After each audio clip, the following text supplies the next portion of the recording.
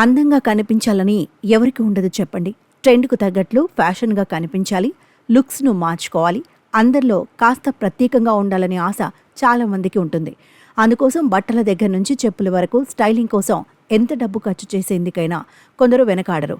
అయితే అందరికంటే స్పెషల్గా కనిపించాలనే ఆశ పెరిగి పిచ్చి వరకు వెళితే విపరీత పరిణామాలు చోటు చేసుకుంటాయి. అలాంటి ఓ ఘటనే ఇదే. 700 రూపాయల కమ్మల కోసం ఓ అమ్మాయి ఏకంగా 1.2 కోట్ల రూపాయల విలువైన నగల్ని అమ్మేసింది. ఈ ఘటనకు సంబంధించిన వార్త ప్రస్తుతం సోషల్ మీడియాలో వైరల్ అవుతోంది.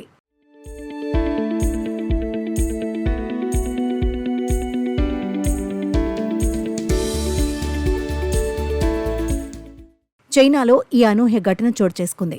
పెదాలకు పెట్టుకునే స్టడ్స్, చెవి కమ్మల కోసం ఓ అమ్మాయి తన తల్లి నగలను దొంగిలించింది. వాటిని తీసుకెళ్లి ఓ షాప్లో అమ్మేసి తనకు కావాల్సిన స్టడ్స్ కొనుక్కుంది.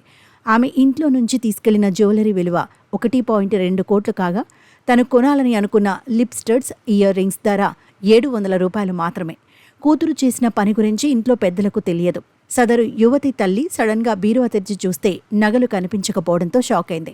కూతుర్ని గట్టిగా నిలదీయగా లిప్ స్టడ్స్, చెవి కమ్మల కోసం నగల్ని అమ్మేసిన విషయాన్ని బయటపెట్టింది.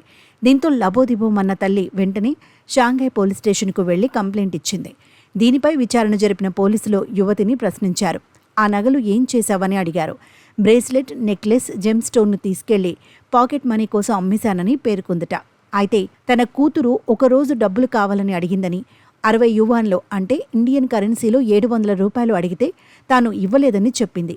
అందుకే ఇంట్లోని నగలను తీసుకెళ్లి అమ్మేసి మరీ తన పంతం నెగ్గించుకుందని చెప్పుకొచ్చింది.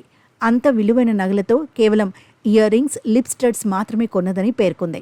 షాపు ఓనర్ కూడా ఇదే అదనుగా భావించి డబ్బులు తిరిగి ఇవ్వలేదని యువతి తల్లి ఫిర్యాదులో పేర్కొంది. చివరకు పోలీసులు సదరు షాపు ఓనర్ను సంప్రదించడంతో నగలను రిటర్న్ చేసేశాడు.